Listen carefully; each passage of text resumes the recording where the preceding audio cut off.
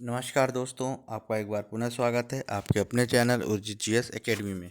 दोस्तों, आज हम कुछ महत्वपूर्ण अनुच्छेदों के बारे में बात करेंगे जो कि धन विधेयक और संचित निधि से संबंधित हैं। इसके अलावा हम बात करेंगे लोकपाल और लोकायुक्त के बारे में बात करेंगे।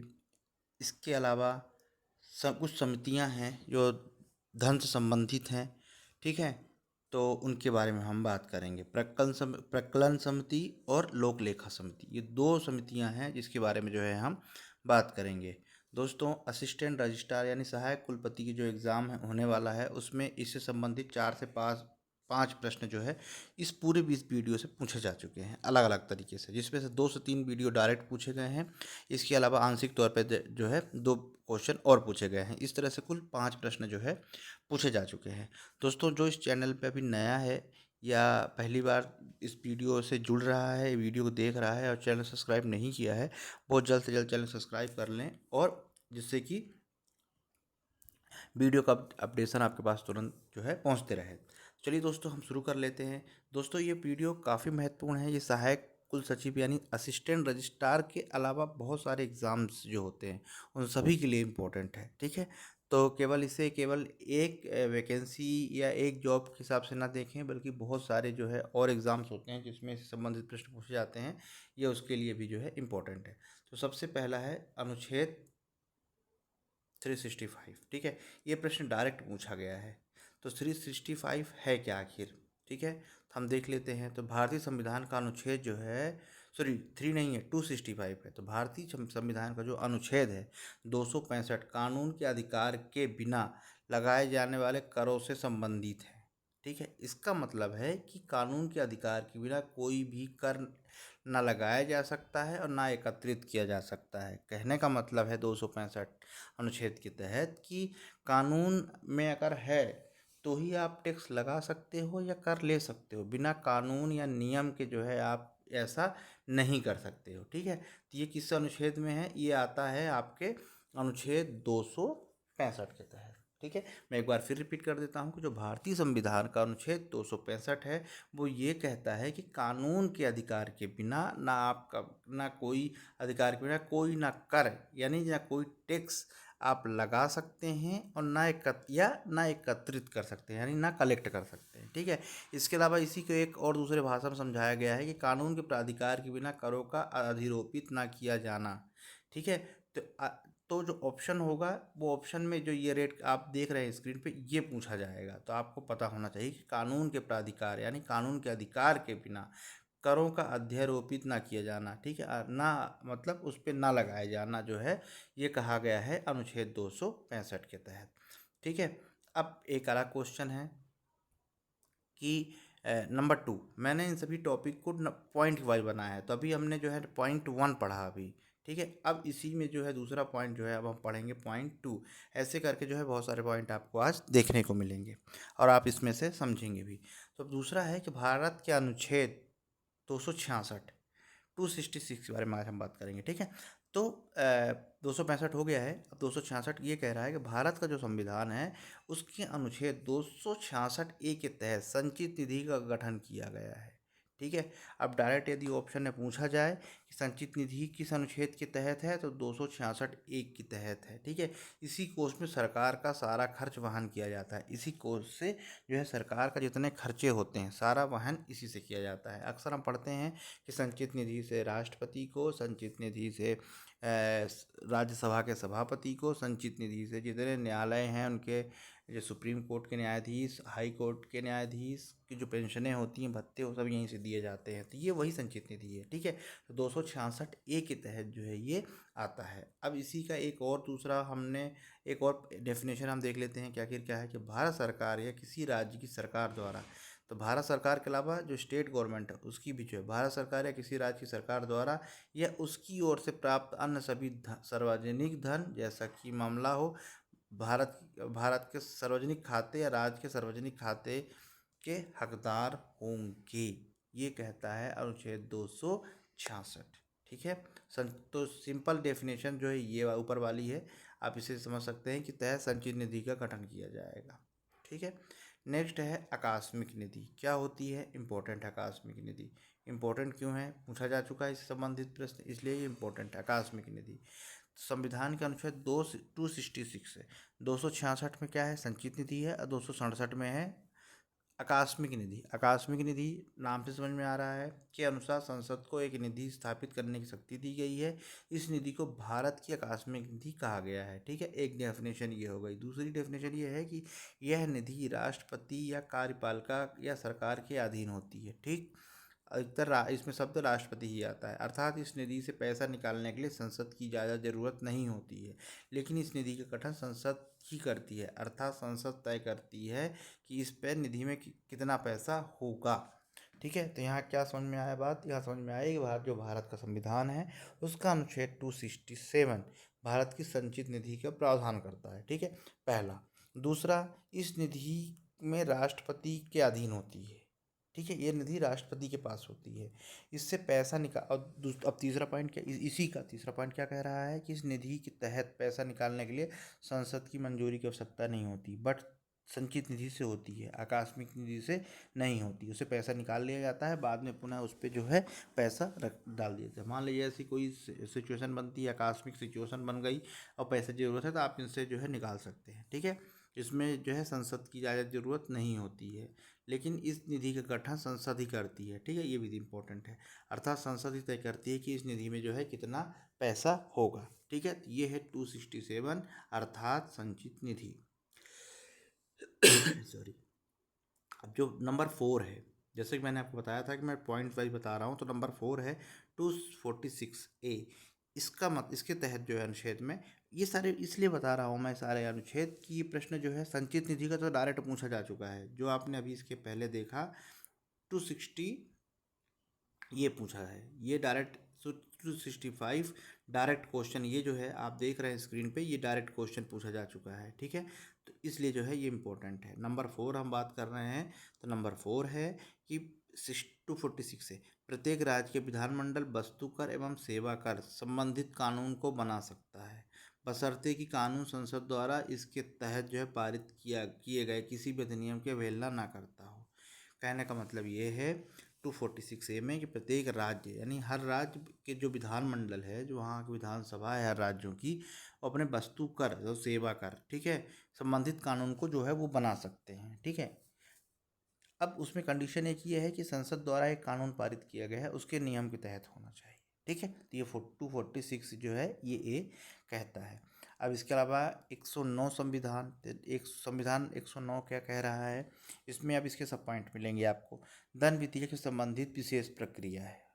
एक अगर ये पूछा जाए धन विधेयक संविधान का अनुच्छेद 109 क्या कहलाता है, ठीक है, तो उसमें एक ऑप्शन होगा धन विधेयक से संबंधित विशेष प्रक्रिया है। अब इसमें क्या क्या है वो भी देख लेते हैं। नंबर ए है, धन विधेयक राज्यों की परिषद में पेश नहीं किया जाएगा। ठीक है, धन विधेयक जो है, हमने पिछले वीडियो में भी जो है हमने बात की थी पार्ट 1 पार्ट 2 में धन विधेयक से संबंधित, और पार्ट 2 में हमने धन विधेयक और वित्तीय विधेयक में जो है डिफरेंस देखा था।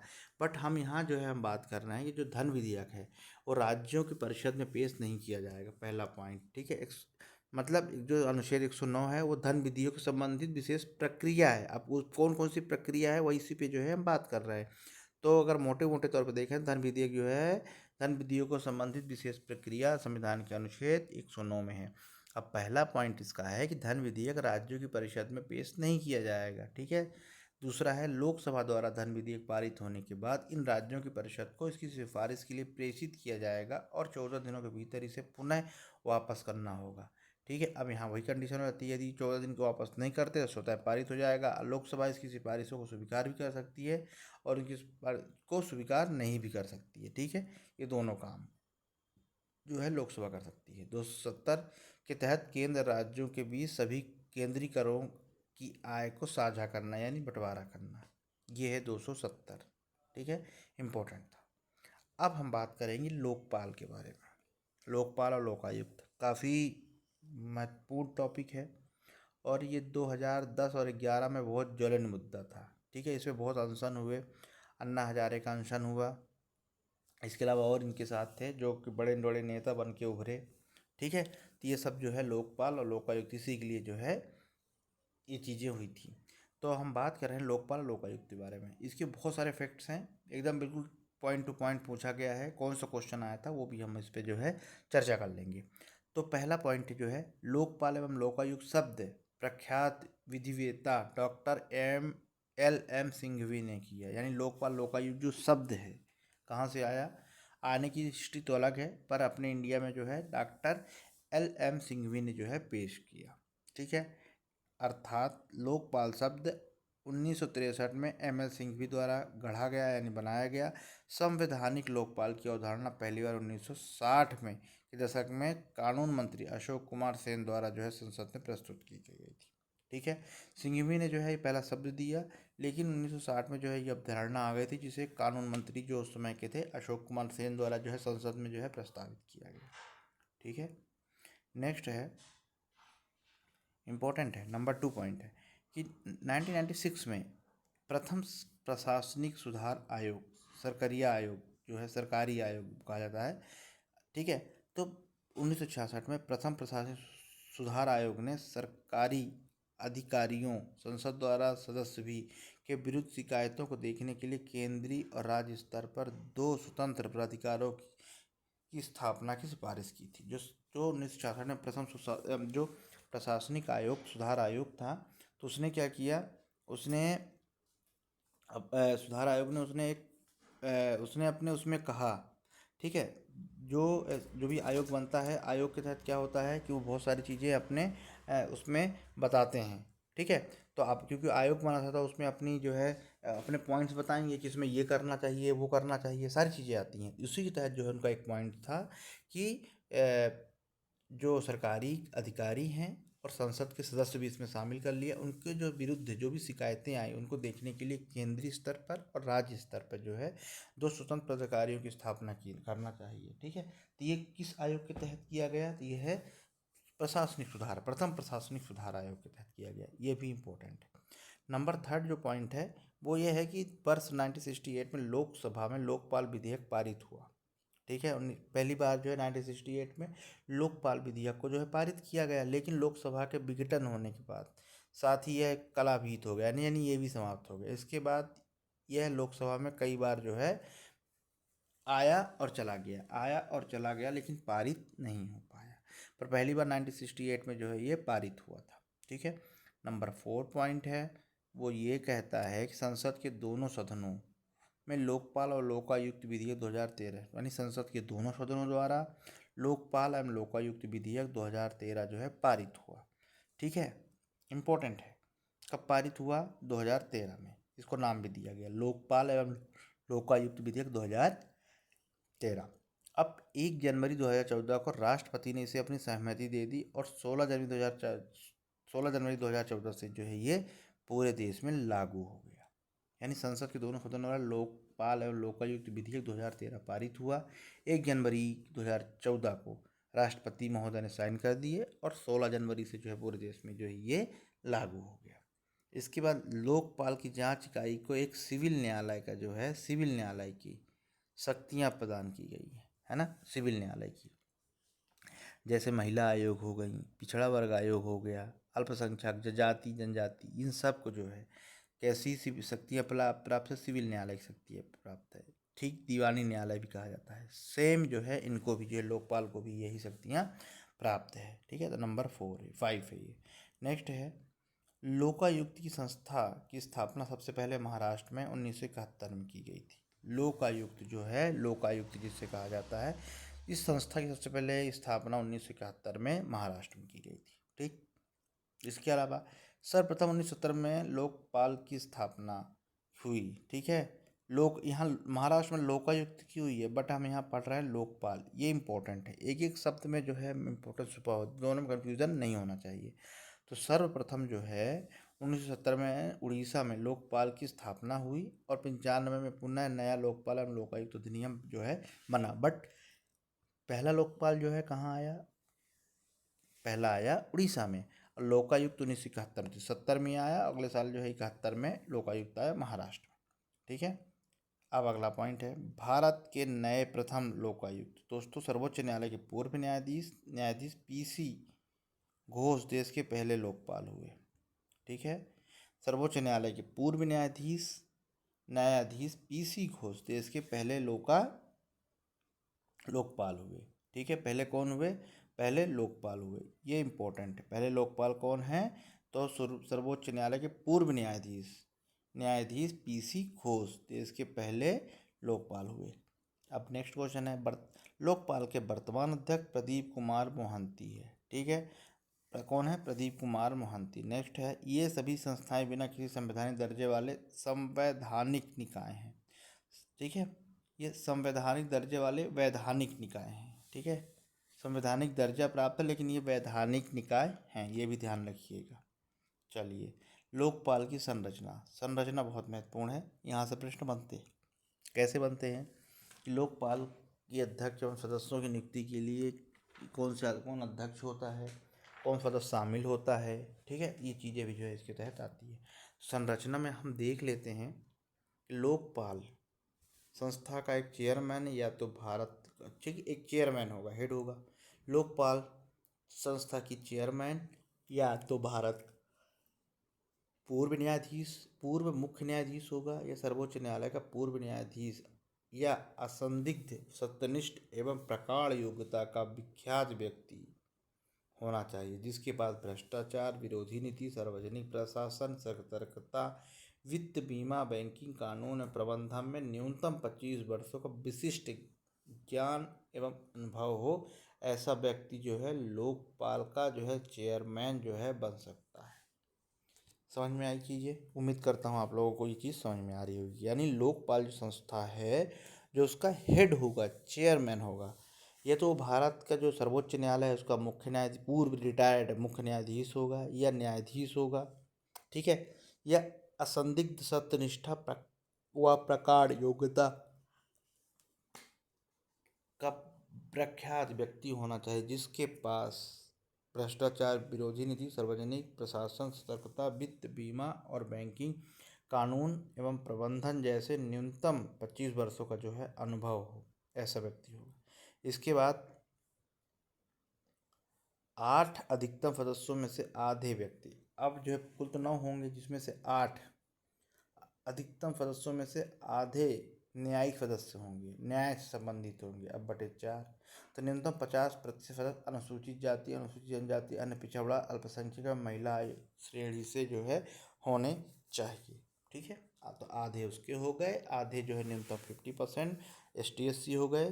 ठीक है, OBC, अल्पसंख्यक और महिला श्रेणी से जो है होने चाहिए।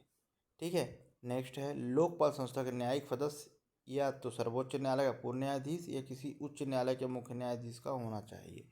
ठीक है, लोकपाल का न्यायिक सदस्य जो है ये होना चाहिए, जो सर्वोच्च न्यायालय का पूर्व न्यायाधीश हो या किसी न्यायालय का मुख्य न्यायाधीश होना चाहिए। ठीक है, नेक्स्ट है, गैर न्यायिक सदस्य, जो गैर न्यायिक है, जो न्यायिक न्यायालय का संबंधित ना हो, वो जो गैर न्यायिक सदस्य है वो कैसा होना चाहिए?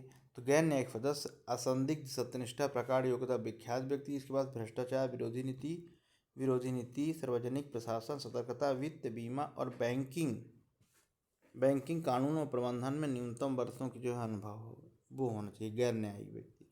लोकपाल संस्था के चेयरमैन सदस्यों का कार्यकाल 5 वर्ष या 70 वर्ष की आयु हो, जो भी उसके साथ बात होगा, यानी चाहे 5 साल कार्यकाल कर लो, ये 70 वर्ष की आयु हो जाए। ठीक है, इंपॉर्टेंट है, ये पूछा जाता है। ठीक है, तक होना चाहिए। सदस्यों की नियुक्ति की चयन समिति की सिफारिश पर राष्ट्रपति द्वारा की जाती है, ये इंपॉर्टेंट है। राष्ट्रपति के द्वारा जो है सदस्यों की नियुक्ति की जाती है। इसके बाद जो है नेक्स्ट है चयन समिति। अब चयन कैसे होता है? तो चयन समिति प्रधानमंत्री जो कि चेयरमैन होते हैं, ठीक है, जो इसके चयन होता हो कैसे होता है कि चयन समिति प्रधानमंत्री जो कि चेयरपर्सन होता है, लोकसभा अध्यक्ष, लोकसभा में विपक्ष का नेता, भारत के मुख्य न्यायाधीश या उनके द्वारा नामित कोई भी न्यायाधीश और एक प्रख्यात न्यायाधीश से मिलकर गठित होती है समिति। चयन समिति होती है जिसमें प्रधानमंत्री हेड होते हैं, चेयरमैन होते हैं। ठीक है, इसके अलावा लोकसभा अध्यक्ष, लोकसभा में विपक्ष के नेता, भारत के मुख्य न्यायाधीश या उनके द्वारा नामित कोई व्यक्ति, मान लो मुख्य न्यायाधीश नहीं आ पाते, उनके द्वारा कोई नामित कोई न्यायाधीश और प्रख्यात न्यायाधीश से मिलकर गठित होती है। ठीक है। नेक्स्ट है लोकपाल तथा सदस्यों के चुनाव के लिए चयन समिति कम से कम 8 व्यक्तियों का एक सर्च पैनल गठित करती है। ठीक है, लोकसभा तथा सदस्यों के चुनाव के लिए यह समिति कम से कम 8 व्यक्तियों के चैनल पैनल जो है सर्च करती है। नंबर नेक्स्ट है लोकपाल यानी ओम्बुड्समैन संस्था की आधिकारिक शुरुआत 1809 में स्वीडन में हुई थी। ये जो 12 नंबर पे आप देख रहे हैं स्क्रीन पे, ये प्रश्न ऐसा का ऐसा ही जो है क्वेश्चन में 2018 में पूछा जा चुका है। तो आप सोचिए कि इसमें किस तरह की चीज़ें पूछी जा रही हैं। ठीक है, मैंने जो पेपर 1 था हाल ही में जो अपलोड किया था मैंने, उसमें मैंने एक आपसे कमेंट्स में एक चीज़ पूछी थी, पर किसी ने उसका जो है प्रॉपर तरीके से कमेंट्स नहीं किया है, तो उसको जो देखें और उस पर जो है विचार करें। अब अगला है लोकपाल एवं लोकायुक्त। लोकपाल एवं लोकायुक्त अधिनियम 2013 को संशोधित किया गया। ठीक है, अब ये विधेयक संसद ने जुलाई 2016 में जो है पारित किया गया। ठीक है, नेक्स्ट है लोकायुक्त भारतीय राज्यों में एक भ्रष्टाचार विरोधी लोकपाल संगठन है। ठीक है, ध्यान से देखिएगा, जो लोकायुक्त है भारतीय राज्यों में एक भ्रष्टाचार विरोधी लोकपाल संगठन है। मध्य प्रदेश में लोकायुक्त संगठन 1982 में जो है अस्तित्व में आया। कब आया? 1982 में। ठीक है, 1982 में। इसके बाद जो है मध्य प्रदेश लोकायुक्त और उप लोकायुक्त अधिनियम 1981 के तहत गठित किया गया था और भारत के राष्ट्रपति द्वारा मनोनीत किया गया था। दोनों में अंतर है। मध्य प्रदेश लोकायुक्त संगठन 2042 में 1982 में 1982 में अस्तित्व में आया, बट अधिनियम कौन सा है? 1981। ठीक है, नेक्स्ट है राज्य के मुख्यमंत्री विधानसभा के अध्यक्ष विपक्ष के नेता से मिलकर समिति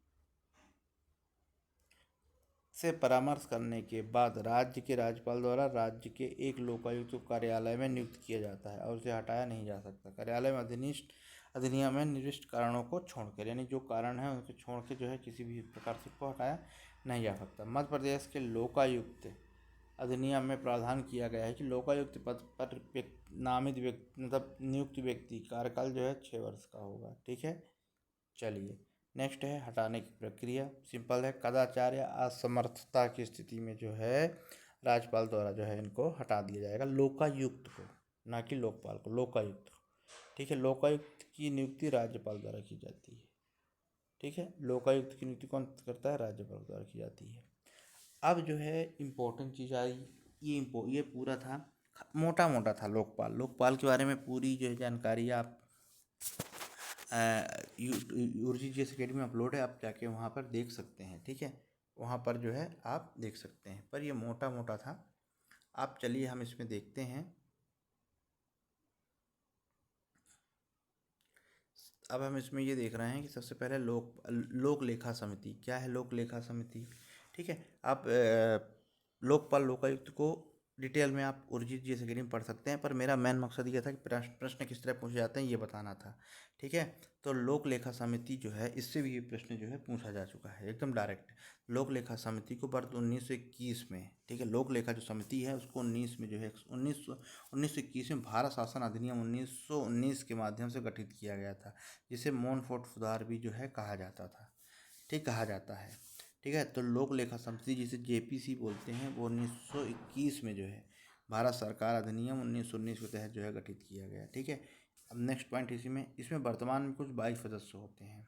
जो JPC है जिसे JP 60 में कहा जाता है, तो इसमें कुल 22 सदस्य होते हैं। 22 में से 15 सदस्य लोकसभा के और 7 सदस्य जो है राज्यसभा से जो है इसमें चुने जाते हैं। ठीक है, इसके अलावा जो है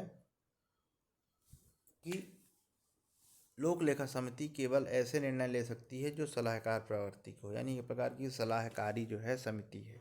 दोस्तों, समिति क्यों बनाई जाती है? तो दोस्तों, जो लोकसभा होती है उसमें या संसद होती है उसमें कामकाज इतना ज़्यादा होता है कि बैठकों के माध्यम से पूरा नहीं हो पाता, इसलिए जो है अलग अलग समिति गठित कर दी जाती है, जिससे कि कार्य को जो है बर्डन कम हो और आसानी से और पारदर्शिता के साथ सब समय पर जो है पूरा हो पाए। ठीक है, तो लोक लेखा समिति केवल ऐसे निर्णय ले सकती है जो सलाहकारी प्रवृत्ति को, ठीक है, डिसीजन नहीं ले सकती, बस निर्णय ले सकती है। नेक्स्ट है लोक लेखा समिति का मुख्य संसद द्वार सरकार को दिया गया है। लोक लेखा समिति का मुख्य संसद द्वारा सरकार को दिया गया धन विशिष्ट और निश्चित मत पर की गई खर्च किया गया है या नहीं। लोक लेखा समिति का मुख्य उद्देश्य, यहाँ उद्देश्य होना चाहिए, जो कि यहाँ शायद मिस हो गया है। मुख्य उद्देश्य एम ये है कि संसद द्वारा सरकार को दिया गया धन, संसद द्वारा यानी संसद में बहुत सारे लोग रहते हैं जो भी सरकार को धन देते हैं, तो ये निश्चित करती है कि जिस मद के लिए यानी जिसके लिए पैसा निकाला गया है क्या वो उसी के लिए यूज़ हुआ है। मान लीजिए कि अगर हमने टूरिज्म के लिए पैसा निकाला तो क्या हमने टूरिज्म में खर्च किया कि कहीं और खर्च कर दिया, यही देख रेख करती है लोक लेखा समिति। नेक्स्ट है केंद्र सरकार के किसी भी मंत्री को इस समिति में जो है सदस्य या किसी भी तौर पे जो है शामिल नहीं किया जा सकता, ये बहुत इंपॉर्टेंट है। ठीक है सर, केंद्र सरकार के किसी भी मंत्री को, है ना, केंद्र सरकार के किसी भी मंत्री को जो है इसमें किसी भी तौर पे जो है शामिल नहीं किया जाता है। नेक्स्ट क्वेश्चन है इस समिति में भारत के नियंत्रक और महालेखा परीक्षक द्वारा लेखा परीक्षक संबंधी प्रतिवेदनों की जांच करती है। यानी लोक लेखा समिति क्या करती है, जो सीएजी अपनी रिपोर्ट वार्षिक सौंपती है, वो संसद के पटल पर जो रखवाई जाती है, फिर उस संसद पटल के माध्यम से जेपीसी के पास जाती है कि क्या जो रिपोर्ट बनाई गई है और जो इसमें कार्य हुए हैं क्या सही हुए हैं कि नहीं हुए, ये भी देखती है। ठीक है, नेक्स्ट है 1967 में प्रथम स्थापित प्रथा के अनुसार इसके अध्यक्ष के रूप में विपक्ष के सदस्य को नियुक्त किया जाता है। ठीक है, जो लोक लेखा समिति है इसका अध्यक्ष कौन होगा, ये निर्णय तो लोकसभा अध्यक्ष लेते हैं। ठीक है, पर होगा कौन, तो वो होगा विपक्ष का नेता, जो भी बड़ी पार्टी है उसका विपक्ष का नेता जो है इसका अध्यक्ष होगा। अब अध्यक्ष कौन नियुक्त करेगा, ये करेंगे लोकसभा के अध्यक्ष। ये प्रथा कब से स्टार्ट हुई, 1967 से। नेक्स्ट है लोक लेखा समिति का गठन प्रत्येक वर्ष संसद द्वारा भारत सरकार के व्यय के लिए, भारत सरकार का जो व्यय के लिए संसद द्वारा की गई राशियों को, दी गई राशियों के विनियोग भारत सरकार के वार्षिक वित्तीय लेखों एवं संसद के समक्ष रखे गए अन्य लेखों जिन्हें समिति उचित समझे स्वतः एवं अर्धसैनिक आयोग के